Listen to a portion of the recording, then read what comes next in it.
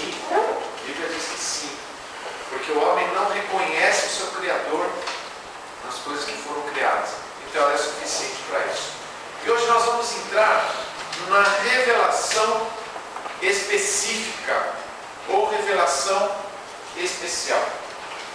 A revelação especial, ela sim, ela faz com que o pecador tome conhecimento do plano de Deus centralizado em Jesus Cristo. E o homem, crendo nesse plano de Deus, revelado neste tipo de revelação, ele pode ser salvo. Esta revelação leva o homem à salvação. Nós vamos ver que ela tem elementos. E quando a gente fala de revelação especial, nós estamos falando da informação do plano de Deus. Nós não estamos falando do processo todo da conversão, que envolve o convencimento do Espírito Santo e tudo mais. Nós estamos falando da revelação, como é que Deus revelou de forma específica, de forma especial, como é que Ele revelou o seu plano redentor, como é que esse plano está revelado na história do homem, como é que os eventos que a Bíblia narra, a história de Jesus, tudo que está ali leva o homem a entender o plano de Deus. Como é que isso acontece? Isso nós chamamos de revelação especial. Eu fiz uma introduçãozinha para a gente. É uma bem simplesinha, na verdade. Vamos lá.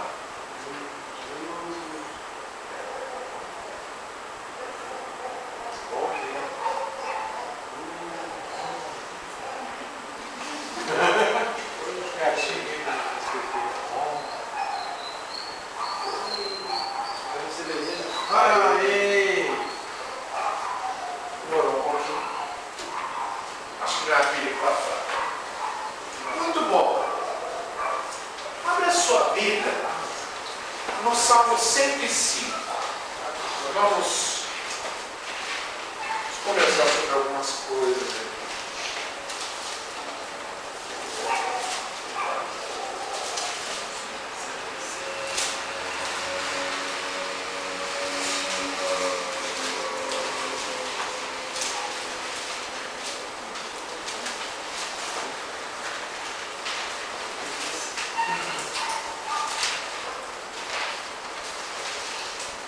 Versículos 26 a 38. Alguém lê para nós? Por favor. Então enviou seu servo Moisés e Arão a quem tinha respondido, por meio dos quais realizou os seus sinais miraculosos e as suas maravilhas na terra de campo. Ele enviou trevas e houve trevas, e eles não se rebelaram contra as suas palavras. Ele transformou as águas deles em sangue, causando a morte de seus peixes. A terra dele ficou infestada de rãs, até mesmo os aposentos reais. Ele ordenou que enxames de moscas e piolhos invadiram o território deles. Deu-lhes granizo em vez de chuva e raios fumejantes por toda a sua terra. Arrasou as suas ideias e figueiras e destruiu as árvores do seu território. Ordenou que vieram enxames de gafanhotos inumeráveis. Devoraram toda a vegetação daquela terra e consumiram tudo que a lavoura produzia. Depois matou todos os primogênitos da terra deles, todas as primícias da sua virilidade. Até 38. Ele tirou de lá Israel, que saiu cheio de prata e ouro. Não havia seus tribos que fraquejassem. Os egípcios se alegraram-se quando eles saíram, pois estavam com o verdadeiro favor dos israelitas. Bom, isso é um trechinho do Salmo, e o Salmo está relembrando algumas coisas aqui. Muito bem. O que nós lemos é uma parte da Escritura, é uma parte da Bíblia. E essa parte da Bíblia, ela relata. Eu não tinha nem visto, chegou gente. Estava todo distraído ali. Essa parte da Bíblia, ela relata coisas que estão em outra parte da Bíblia. Na verdade, aconteceu antes. Então, o escritor deste salmo, ele está relatando algo que já aconteceu e está narrado na Bíblia também. Muito bem. Então, Deus revelou o fato lá atrás e agora Deus revelou algo sobre esses fatos que aconteceram lá atrás e está trazendo novas informações. Está acrescentando algo ali. Na verdade, ele está relembrando o povo dessas coisas. Vamos parar por aqui antes da gente entrar propriamente no texto. E vamos pensar um pouco. Quando a pessoa abre a Bíblia e lê um texto como esse que nós acabamos de ler, tá? Uns aqui conhecem mais, outros conhecem menos.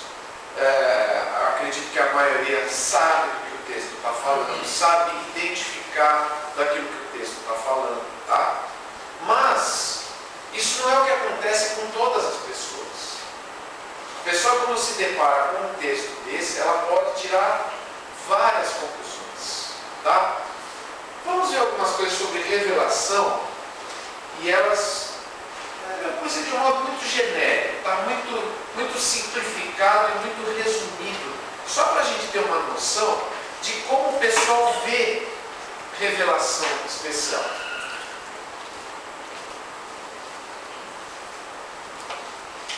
Papel aqui, continua.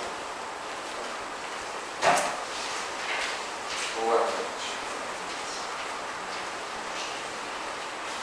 Vamos ver então algumas maneiras de entender revelação especial. Nós já vimos que tem visões diferentes sobre revelação natural, sobre revelação geral. Nós já vimos que tem visões que pensam que a revelação geral serve para salvar, por exemplo. Né? Nós já vimos essas coisas. Agora vamos ver algumas diferenças sobre como as pessoas têm visto a revelação especial. A revelação que mostra a história da redenção, que mostra o plano de Deus. Muito bem. O catolicismo. Para o catolicismo, quem é que vai definir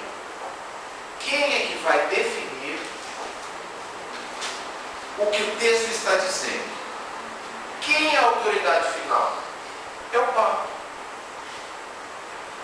Quando é que eles determinaram isso? Eles determinaram isso principalmente depois da Reforma Protestante. Quando houve a Reforma Protestante e Lutero e outros mais se afastaram da Igreja Católica, dizendo: olha, nós queremos ir para a Escritura, nós queremos ir para a Bíblia, nós queremos fazer aquilo que a Bíblia está dizendo. Os católicos, ao invés de dizer: pois é, então, quem sabe a gente precisa ir para a Bíblia também, né? Não, vamos fechar a questão nisso. Nós vamos colocar mais peso sobre a nossa autoridade, sobre a autoridade máxima do nosso maior líder, que é o Papa, e o que nós dissermos vai ter que ser aceito. Mas eu estou vendo tal coisa na Bíblia. Mas a Bíblia não está dizendo isso. Mas eu entendi assim, o texto está dizendo isso. Mas não é isso. Não é nisso que nós acreditamos. Mas está escrito, mas não é assim. Meu pai e minha mãe contavam, quando eles estavam vivos, né, evidentemente, que no tempo deles, antes de virem do Brasil, as missas eram em latim. As missas eram em latim. E eles, mas a minha mãe, porque meu pai era anticatólico, né? Ele teve um tio, eu tenho um tio-avô que foi padre, para quem não sabe, né? Eu tenho padres aí lá no passado, né? Só que meu pai viu como esse padre vivia. Era um pai sem vergonha. Meu pai, vamos dizer assim, se afastou totalmente, desacreditou totalmente do catolicismo. Infelizmente não abraçou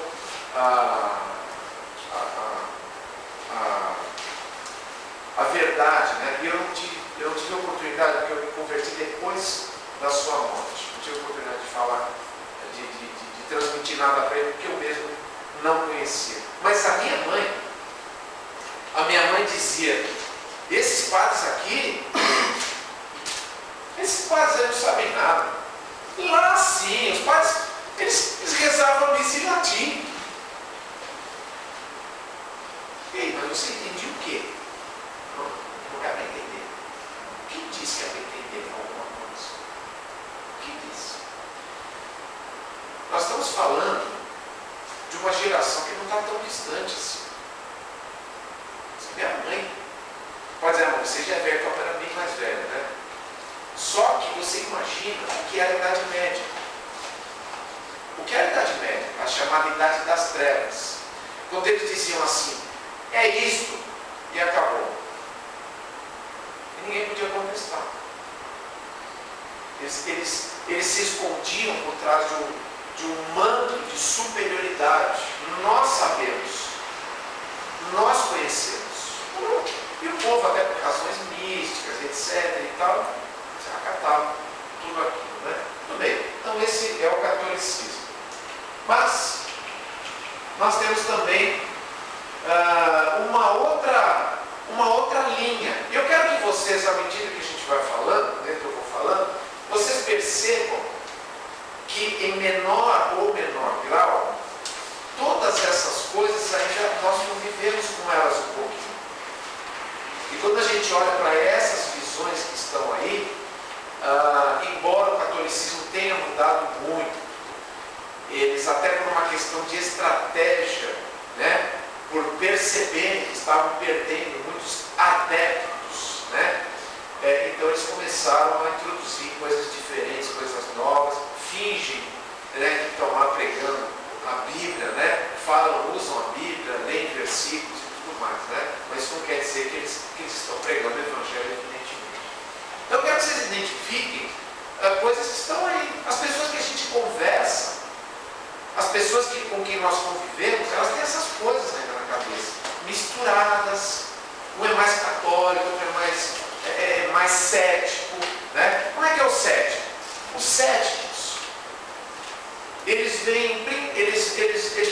começaram a ter a sua força principalmente a partir do século XIX, o século das grandes invenções, o século em que o homem começou a fazer máquina para tudo que era coisa, tudo era máquina. O homem podia fazer tudo, né? Depois, com as guerras, o homem foi percebendo, primeira, segunda guerra, o homem foi percebendo que ele não era tudo aquilo que ele estava se achando.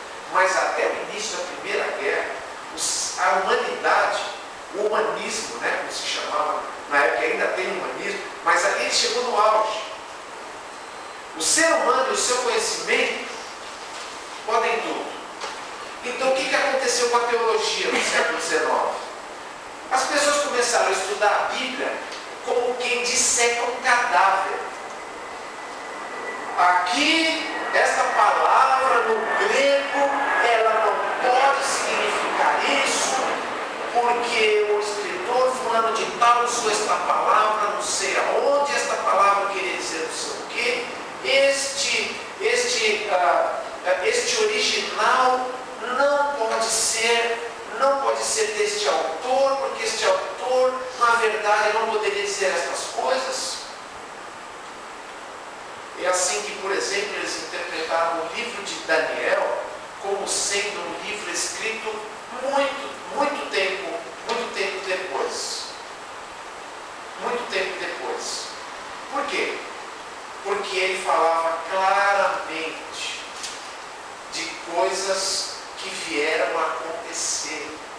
Os reinos, como é que os persas cederam o espaço para os gregos e como os gregos perderam para os romanos, e tudo isso estava na profecia de Daniel. Então as pessoas não podiam conviver com isso e disseram, não, isso aqui não foi Daniel que escreveu, na verdade, isso aqui foi editado, e ficavam buscando. Conclusão dos céticos. Se Se Deus existe realmente, se é que existe, se existe um Deus de verdade, é a razão que vai chegar a ele. Nós vamos ter que achar. Einstein pensava, né?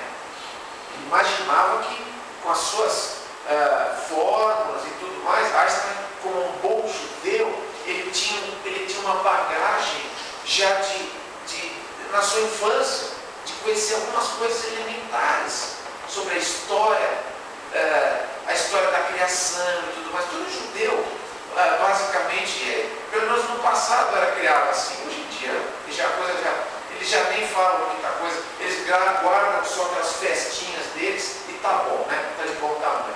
Mas ele conheceu alguma coisa e se esmerou em procurar chegar até Deus através, estudando as fórmulas de como o universo funciona. Foi aí que ele chegou até a teoria da relatividade, né? Tão famosa. Procurando o quê? Chegar até Deus. Né? Interessante que Einstein falou uma coisa fantástica, que muitos crentes deveriam fazer coro para ele, mas ele não disse isso porque cria em Deus, mas ele chegou à conclusão que muitos, até evangélicos, ainda têm dificuldade. Olha que coisa interessante, ele disse: Deus não joga dados no universo. Ele disse, Deus não, o que ele quis dizer? Ele disse que Deus não está lá tentando a sorte. Ele pensava, se existe um Deus, ele tem que ser muito bom em matemática, ele tem que ser muito bom em engenharia, ele tem que ser muito bom em química. E ele disse, isso é verdade. Mas só que ele não chegou até esse Deus. Ele conseguiu descobrir essas coisas, mas ele não chegou até ele. Não chegou a se render até ele, não chegou a conhecer o íntimo. Mas o ceticismo acredita nisso. E você estudando, você comparando, você vai chegar a alguma coisa. Se é que existe, precisa ser provado. O existencialismo. Só tem mais um depois desse, tá? Não precisa ficar estressado. O existencialismo basicamente é a vida pela vida, né? É por isso que escritores como Sartre, um escritor que até tinha lido na minha juventude, né? Ele diz assim, a vida é um desencanto, né? É porque a gente se esforça para viver e chega ali no final. É mais ou menos aquela filosofia que Salomão percebeu que ele investiu tanto que depois não dava em nada. O batalha para ficar rico, ele se esforça, ele trabalha, ele não dorme, ele sua camisa, depois ele morre. Vê o filho gastando, torna tudo que ele sacrificou a vida inteira. Qual é o sentido disso? A pessoa é boa, a pessoa é sábia, a pessoa faz tudo direitinho, vai para a sepultura. O cara é ladrão, é assassino, vai para a sepultura. Qual é o sentido da vida? O existencialista, ele não tem a conclusão que Salomão tem lá no fim. Opa, peraí, tem um sentido para a vida, sim. Temer a Deus. Se você tira Deus da história, realmente perde o sentido. E Salomão captou a coisa. Ele captou. Não dá para tirar. Não dá para tirar o administrador. Não dá para tirar o grande cuidador. Não dá para tirar a pessoa de Deus. E não dá para tirar o temor de Deus. Não dá para tirar o relacionamento correto com ele. Se você tirar o relacionamento correto, acaba tudo. Vai tudo por água abaixo. Mas o existencialista, ele vê a fé, o existencialista de antes, e tem existencialistas por aí hoje, eles acreditam que a fé é uma coisa totalmente separada da razão. A fé é uma experiência mística. A pessoa, para crer em Deus, ela precisa entrar assim num tipo de uma viagem, né? Ficar viajando e aí, virei um religioso, eu tenho fé. Mas do que você você acredita? Ah, sei lá, eu acredito. Eu estou sentindo aqui uma coisa e tal. Tem gente que realmente é assim. Mas a fé não é isso, a gente sabe disso. Porém, eles pensam assim. Teve um teólogo evangélico chamado Rudolf Bultmann. E ele dizia o seguinte: todos os eventos sobrenaturais que tem na Bíblia, ele estudou e ele dava uma explicação para cada um deles. O que nós lemos aqui? O que Deus fez lá no Egito? Agora podemos voltar um pouquinho para o texto. O que o escritor do Salmo está dizendo? Olha, Deus enviou uma praga. Deus enviou isso e aconteceu aquilo. Deus fez tal coisa. Deus fez. Sabe como Bultmann e os demais que se originaram dele, que fundiram o existencialismo com a teologia? Porque existencialismo e teologia não dá para juntar, mas ele juntou. E tem gente juntando até hoje. Ou, eu estou dizendo, tem gente que está tentando fazer essa fusão até hoje. Mas não dá. O que ele dizia? Estes eventos que estão na Bíblia, gente, pera um pouquinho. Isso não fecha. Isso não pode ter acontecido. Não, mas então a Bíblia não tem valor. Calma lá, a Bíblia tem valor. Eu não estou dizendo que a Bíblia não tem valor. É a Bíblia sagrada. Mas isso que está aí, gente, são mitos. Moisés separou o mar lá. Não, gente, isso não aconteceu. Isso não é. A Bíblia não está dizendo que aconteceu. Você não precisa acreditar que aconteceu. Creia numa separação de águas. E o que isso significa para a tua vida? Tem ensino nisso. Não se preocupe. Deus fez a mulher da costela. Não. Deus não fez mulher de costela nenhuma. É só uma maneira de Deus ensinar a gente. Não percebem que essa fusão, esse tipo de revelação é diferente daquilo que a gente vai propor, daquilo que a gente entende como revelação especial. E por fim, as seitas. O que as seitas entendem? As seitas entendem, a maioria delas, que a revelação ainda está em curso. Os mormons acreditam naquilo que Joseph Smith escreveu. Os testemunhos de Jeová acreditam naquilo que o seu líder, Russell, escreveu, inclusive no testamento que ele mudou, do jeito que ele quis. Ele pegou a Bíblia e fez o que ele quis. Aquilo que incomodava, aquilo que ele entendia que podia ferir a ideia que podia levar a fé em Jesus como Deus, principalmente, ele eliminou. Mas tem passagens do Antigo Testamento que ele se esqueceu. E até hoje, se você abrir algumas passagens do Antigo Testamento e ler o testemunho de Jeová, ele fica absolutamente perdido, sem saber o que dizer. Por quê? Porque a Bíblia, pode pegar a Bíblia dele, está lá. Porque você esqueceu de dar uma garimbada, né? Fazer uma gambiarra. Né? E até hoje, muitas pessoas acreditam que algo pode ser acrescentado, algo pode ser dito de novo, alguma revelação nova pode acontecer. E aí, alguém lá tem a palavra, alguém tem o poder, alguém tem a unção, como eles dizem. Fulano é ungido. Né? E a gente vê na Bíblia que todos nós somos ungidos. João fala isso. Vocês têm a unção. Unção não tem nada de especial. Né? O pastor é o ungido do Senhor. Em nenhum lugar você vai ver isso. Né? Não toque no ungido. E aí mistura a unção de rei do Antigo Testamento e já transfere para pastor, o que não tem absolutamente nada a ver. Mas por que isso? Para dizer que ele tem algo. Ele pode dizer para você que a Bíblia está dizendo tal coisa. Ele pode dizer. Ele é ungido. Você não é. Você não é ungido. Quem é você para contestar? Então não é assim que a gente pensa. Eu já vi qual é a minha dificuldade. É hora que eu viro ele de um jeito para outro.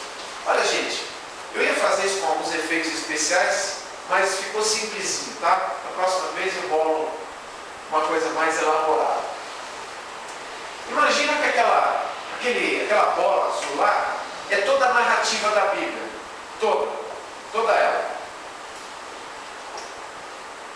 Você tem lá a narrativa de Gênesis, você tem a história de Israel, você tem a história do cativeiro, você tem os evangelhos, tem a narrativa, né?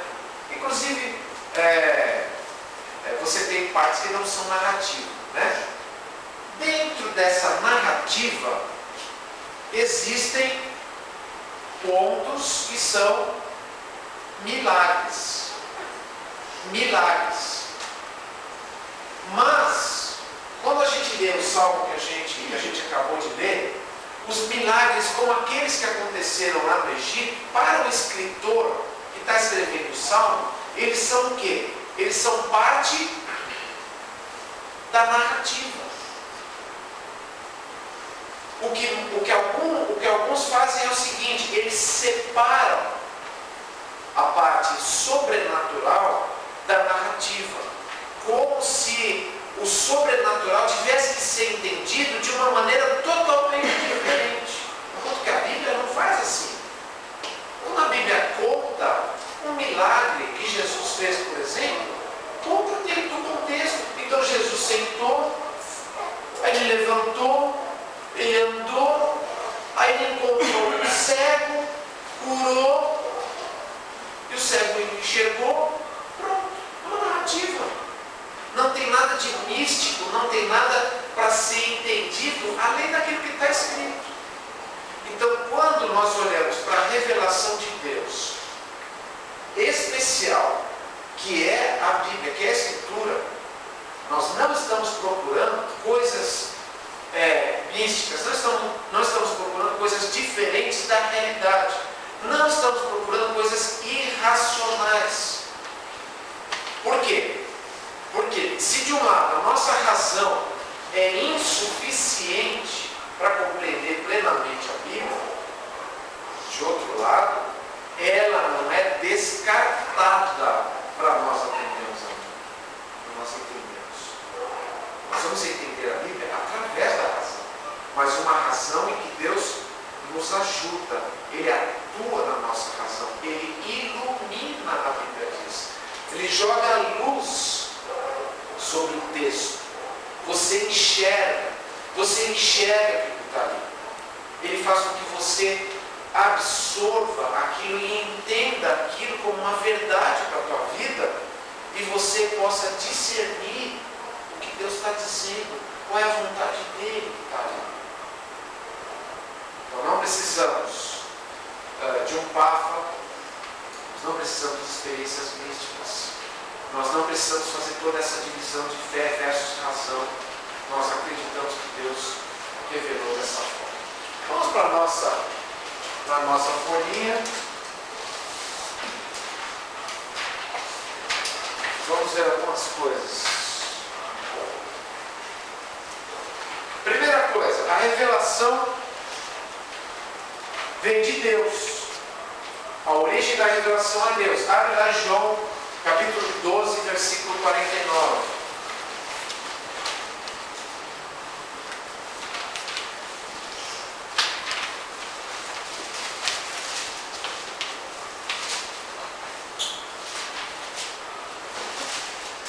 Alguém lê? João 12, 49.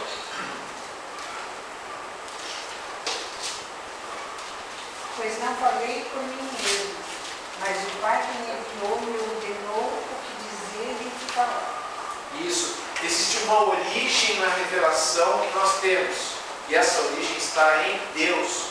E o próprio Jesus Cristo, vindo aqui no seu ministério como homem, ele disse: olha, isto que eu estou trazendo, eu não trouxe, eu não achei aqui, e eu não estou trazendo algo que é particularmente meu, mas é algo do próprio Pai. É o próprio Pai que me deu para fazer e para dizer. Hebreus 1, versículos 1 e 2.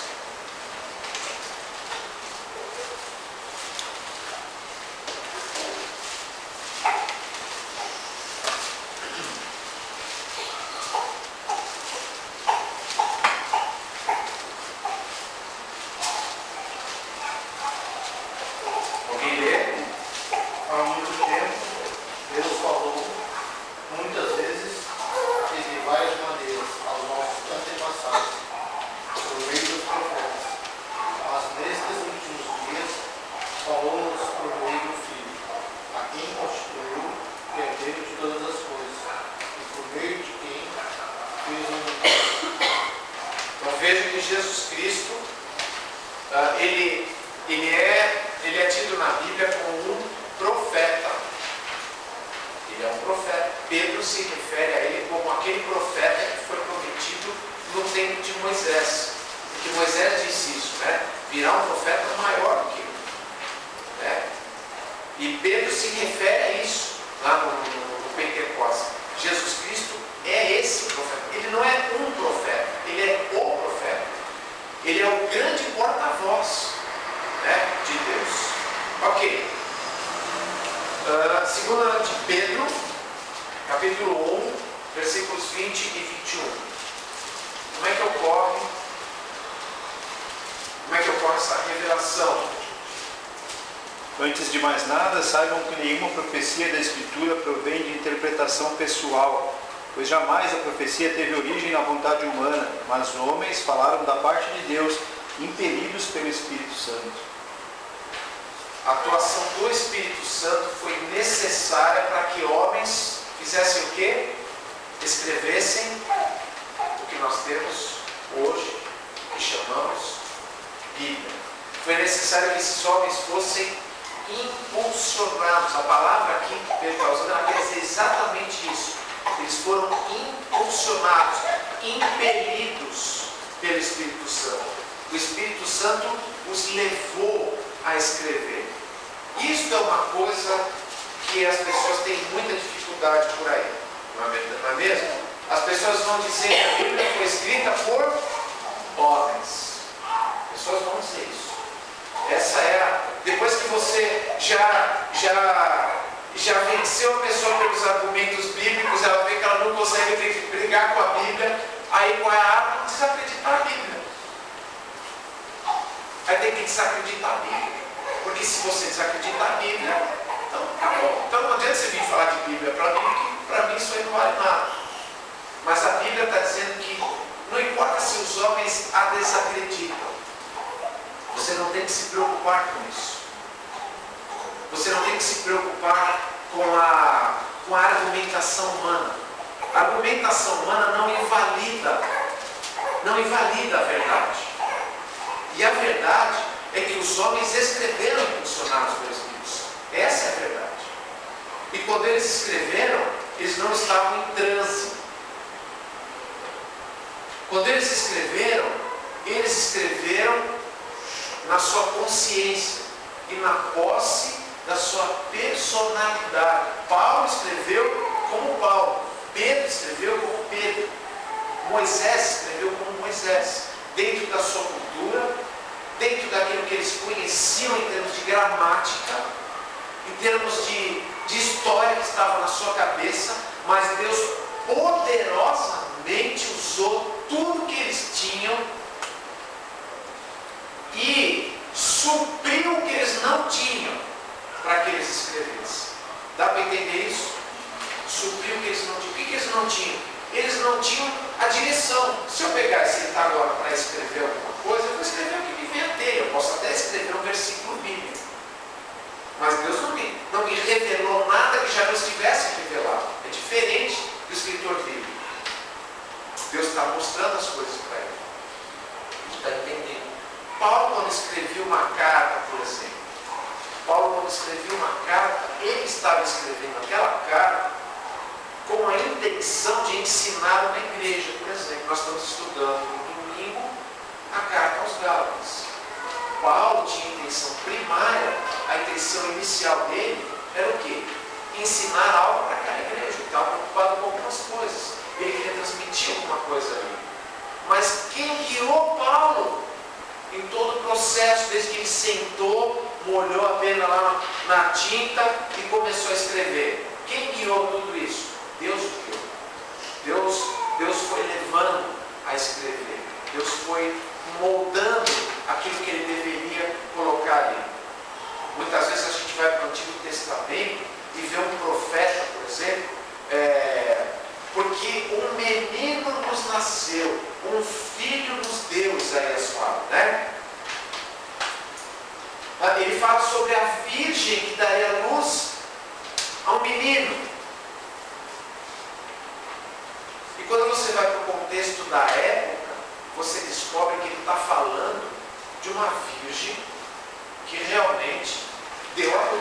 Mas ela, claro, ela era virgem até o momento de se unir com seu marido e dar à luz. Mas é o que a gente chama de profecia de dupla referência. Essa profecia não foi plenamente cumprida naquela moça, naquele contexto, porque ali tem um contexto histórico do que está acontecendo. Você precisa ler o livro para entender o que está se passando ali. Por que aquela profecia foi importante naquela época, mas a profecia ela aponta para um futuro e ela vai se cumprir de maneira grandiosa numa virgem mesmo. Aquela virgem não deixou de ser virgem. Ela deu à luz, até o momento de dar à luz, ela ainda era virgem. Que é o caso de Maria. Aquela outra lá não. Ela era uma virgem no momento da profecia. Mas ela era uma virgem. A profecia se aplicou a ela. Será que o escritor tinha consciência? Isaías tinha ideia de como ia se cumprir em Jesus? Muito vagamente. Talvez, especificamente naquela profecia, jamais imaginasse. Talvez no capítulo 53, quando ele fala do servo que vem como um cordeiro e tal, aí eu acho que ele pode estar pensando em alguma coisa mais definida.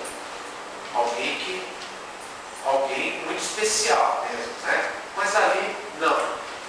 Então o que acontece quando você tem um escritor, o escritor bíblico, compondo a obra que você tem na sua Bíblia? Você tem Deus agindo no seu coração. Deus agindo para que Ele te escreva. Muito bom. Vamos para Mateus 5,18.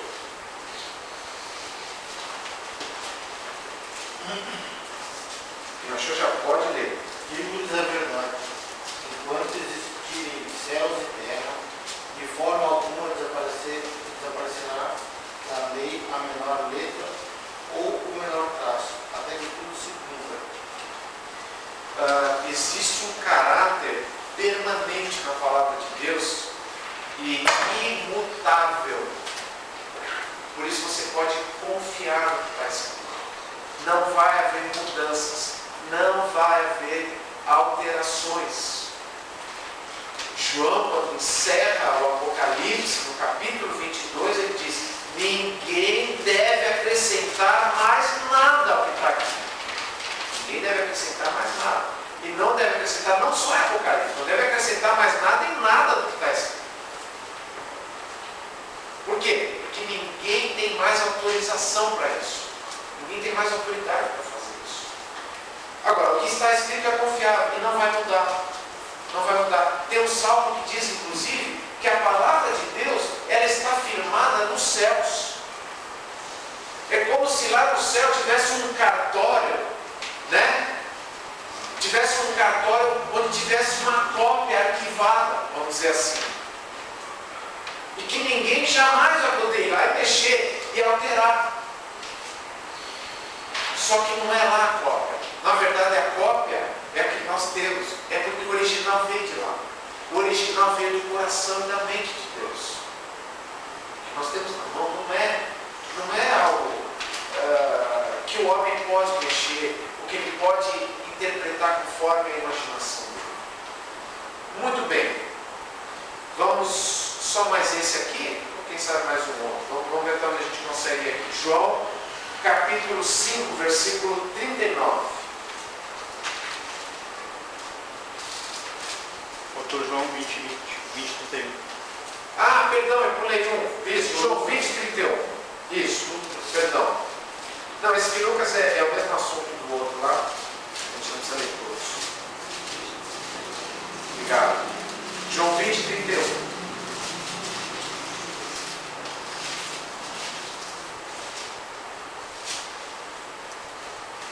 Mas esses foram escritos para que vocês creiam que Jesus é o Cristo, o Filho de Deus, e crendo tenham vida em seu nome. O que João está se referindo é o seguinte: João, quando ele está terminando o Evangelho, ele diz assim: olha, se eu fosse escrever tudo que Jesus fez e tudo que Jesus disse, eu não ia ter material suficiente para isso. Mas o que eu escrevi leitores do que eu estou escrevendo creiam. E crendo, tenham vida eterna. Então é só ler a Bíblia que a pessoa se converte. Não é isso que está escrito. Não é isso que está escrito. Fala. Não, é só uma manifestação facial. Sabemos que só ler não, sabemos disso, a gente já vai chegar nesse ponto aí. Mas o que está escrito é a informação que leva à salvação. Existe um propósito. Tem um milagre ali acontecendo, observe bem, aquele milagre não está ali por acaso. As coisas que acontecem na Bíblia, elas não vão acontecendo assim. Então o cara saiu e foi atropelado. É um acidente. Se você olhar para a narrativa bíblica, não existe acidente. Em nenhum lugar da Bíblia existe acidente. Não existe acidente. Existem coisas determinadas por Deus. E quando acontece um milagre, ou seja, algum evento sobrenatural que foge ao curso normal das coisas, como um morto ressuscitar, por exemplo, uma coisa que foge totalmente do normal e do natural, você pode notar, ali tem algo que leva a um propósito de Deus. Um propósito de Deus está se cumprindo ali. E é isso que João está dizendo. Ele falou, Jesus fez muitos sinais. Ele diz aí no finalzinho. Ele fez muita coisa. Mas tudo que ele fez não foi por acaso. Eu registrei essas coisas para quando vocês lerem, vocês creem nele. É para isso. Se você lê o Evangelho e não crê em Jesus, você lê uma bela história de um homem admirável e não sei quantas mais conclusões que as pessoas chegam por aí. Né? Mas tem que crer. Agora sim, vamos para João 5,39. Viu como o Evangelho, não é por acaso que o Evangelho de João está rico de referências, viu? O Evangelho de João é muito rico em referências sobre revelação. João 5,39. Vocês estudam cuidadosamente as Escrituras, porque penso que nelas você tem a vida eterna, e são as Escrituras que testemunham a meu respeito. O que Jesus está falando para os fariseus? Vocês são tão estudiosos, vocês conhecem tanto, vocês examinam tanto as Escrituras. Isso serviria para os céticos, né, que a gente estava olhando agora há pouco. Vocês ficam aí, medindo, examinando, calculando e vendo o que o homem tem que fazer, quantos passos ele pode dar no sábado. Né? Quantos passos um homem poderia dar no sábado para não infringir lá as tantas leis que eles inventaram? Mas vocês não enxergam o principal, que as Escrituras falam de mim. Enxergam isso. Aí tem um texto, outro texto que é importante, que é Romanos 1,16, que está nessa listinha aí. Esse aí é um texto tão legal aqui. Romanos 1,16. Desculpa tirar você do conforto de ficar só de João. Romanos 1,16. Não me envergonhe do Evangelho, porque é o poder de Deus para a salvação de todo aquele que crê. Primeiro do judeu, depois do grego. Eu não me envergonho do Evangelho. Eu não me envergonho do Evangelho. Porque o Evangelho é o poder de Deus. O Evangelho é o poder de Deus. Ele é a bomba atômica de Deus. O Evangelho é o que vai fazer o coração do ser humano se destrancar e derreter e se abrir. Ele é o poder de Deus para a salvação. E Paulo diz, eu não me envergonho do Evangelho. Eu não me envergonho do Evangelho. Ele é o poder de Deus. Não tem, veja, quando você fala de revelação especial, você está falando de algo. Você está falando da Escritura. Você está falando de algo que direciona o homem para um caminho específico. Você está falando onde é o que leva o homem a entender o que ele deve fazer, o que ele precisa na sua vida de fato, o caminho da redenção. Agora, é importante a gente terminar com esse aqui, ó, João 10, 24 a 26, porque senão vamos cair no universalismo, né? Nós somos universalistas, ou seja, não cremos que todas as pessoas serão salvas no final da história, né? No final de contas, Deus é amor, não é verdade? Deus é amor? Como é que o Deus de amor vai ter coragem de mandar pessoas para o inferno? Como pode ser isso? Não pode ser. No final da história, Deus vai dar um jeito. Não. Não é isso que a Bíblia ensina, né? João 10, 24 a 26. Alguém lê?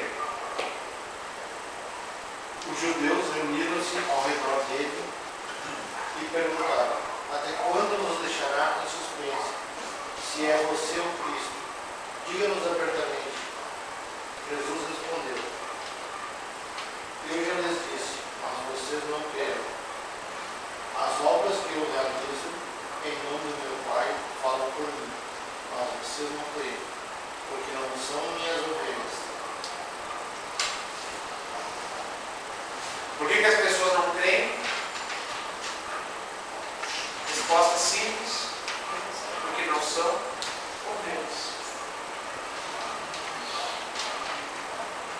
O pessoal vai ouvir a mensagem? Vai. Vai entender? Vai entender intelectualmente, cerebralmente? Vai. Mas e se ela não crer? Não é ovelha. Versículo 27, que é a sequência aí, já está do ladinho aí vem a complemento. Lê para nós, Júnior. As minhas ovelhas ouvem a minha voz e eu as conheço, e elas me seguem. As minhas ovelhas ouvem a minha voz. Ouvem. Ele está comparando com aquela ovelhinha. A ovelhinha realmente, né? Quando ela tem o seu dono lá, o seu pastor, e ele dá um assobio, e ele fala com elas, elas vêm. O boi assim, né? Boi, né? Tem o canto do boiadeiro, que só aquela entonação toda, né? Eu não sei como é que fala com ovelha, tá? Se eu disser, vou inventar aqui. Mas o pastor de ovelhas, né? Talvez o pastor tenha que falar assim, né? Talvez o pastor de ovelhas tenha um chamamento especial. Eu já ouvi falar de assobio, um tipo de assobio. O fato é que elas conhecem e vão atrás. Ele diz assim: bom, agora está na hora de ir para lá. É lá que está o pasto. E elas vão. O que Jesus está dizendo é muito simples. Não tem mistério. E por mais que as pessoas tentem distorcer isso, e dar cambalhota no texto, e virem, querem dar a explicação que quiserem, o texto é simples e claro. É muito simples. As minhas ovelhas ouvem a minha voz e me seguem. Elas vão atrás de mim. Mas não esqueça, não é só dizer, eu ouvi a voz de Jesus. Mas por que você não está seguindo ele então? Está faltando uma parte aí, não é verdade? Falta uma parte. Não, mas eu sou ovelha, mas eu gosto de ficar aqui no meio dos porcos. Eu sou ovelha. É? O pastor chamou você para lá. Por que você não vai? Porque eu não quero. Sei não, hein? As minhas ovelhas ouvem a minha voz. A revelação especial é o instrumento de Deus para a salvação? É o instrumento de Deus para a salvação. Mas quem vai dar ouvidos? Todos? Não. Esses mesmos fariseus que estão contestando Jesus, no capítulo 8, um pouquinho, se você voltasse aí na sua Bíblia, você pode fazer isso em casa depois, você vai ver que ele diz para eles simplesmente o seguinte: eles estão dizendo, nosso pai é Abraão. Nosso pai Abraão, O que você quer nos ensinar aqui? Quem é você? Nós somos filhos de Abraão, somos judeus legítimos. Nós já temos todas as promessas de Deus. E você vê, o que você quer dizer agora que nós temos pecado? Que história é essa aí? Quem não crê em mim perecerá, ele tinha dito. Que história é essa? Nós somos filhos de Abraão. Não, vocês são filhos de Abraão. Se vocês fossem filhos de Abraão, vocês creriam em mim. Sabe de quem vocês são filhos? Eu vou dizer de quem vocês são filhos. Vocês são filhos do diabo. Vocês agem assim para fazer a vontade dele. Porque ele é um mentiroso e assassino desde o início, desde o princípio. Vocês são filhos do diabo. E por isso vocês não creem. Essas distinções na nossa mente são muito importantes. Não recomendo a ninguém, no seu evangelismo, aponte o dedo para a pessoa e diga: você é um filho do diabo. Embora Paulo tenha feito isso. Lembra daquela pessoa que ele estava evangelizando? Era um rei, né? Ele estava falando de Jesus para um rei do seu tempo lá. E enquanto isso, o outro lá, fazendo a caveira de Paulo, vamos dizer assim, né? Tudo que Paulo falava, ele contradizia. Paulo vira para ele: seu filho do diabo, você está mesmo condenado à perdição. Né? Mas Paulo era Paulo. Ninguém é apóstolo. Ninguém tem o discernimento que aquele homem tinha. Ninguém tem a autoridade que ele tinha para fazer uma afirmação dessa natureza. Mas você tem todas as razões bíblicas para entender, crer firmemente que Deus, ele revelou na sua palavra de forma muito específica o plano de salvação. O plano de salvação está revelado. A pessoa que crê é a que está destinada a crer. Ela pode não crer quando você quer que ela creia. Isso já é uma outra questão. Nós ouvimos histórias aí de esposas que oraram pelos seus filhos, pelos seus maridos, quer dizer, mães que oraram pelos seus filhos durante anos, filhos que oraram pelos seus pais durante anos, e a coisa demorou, né? E aquelas pessoas ouviram, só quando Deus abriu seu coração, elas se converteram. Quando se converteram? Nem todos se convertem, mas quando se convertem, você pode ter certeza, foi a ação de Deus. Foi a ação de Deus naquilo que é seu propósito de fazer. O propósito dele ele vai fazer e pronto. Acabou. Tá? O que a gente precisa saber por hoje, nós temos a revelação nas nossas mãos. A revelação específica de Deus que leva o homem à salvação. Tem mais coisas para a gente ver, e a gente vai vendo aos pouquinhos, devagarinho. Eu estou devendo um pouquinho a interatividade, né? Estou falando, não estou dando oportunidade para a interação. Eu vou falar um pouquinho menos na semana que vem, mas vocês têm que falar. Quando eu perguntar também, vocês têm que, né? Não precisa ter medo, não. A gente interage, e aí também pode ser um espaço para dúvidas, senão a gente começa a estar muito rápido, e eu não sei se há questionamentos, se há contribuições também, porque sempre é dúvidas, é uma contribuição boa, né?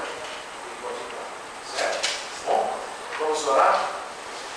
Pai, nós te agradecemos, porque temos nas mãos algo tão especial, Senhor.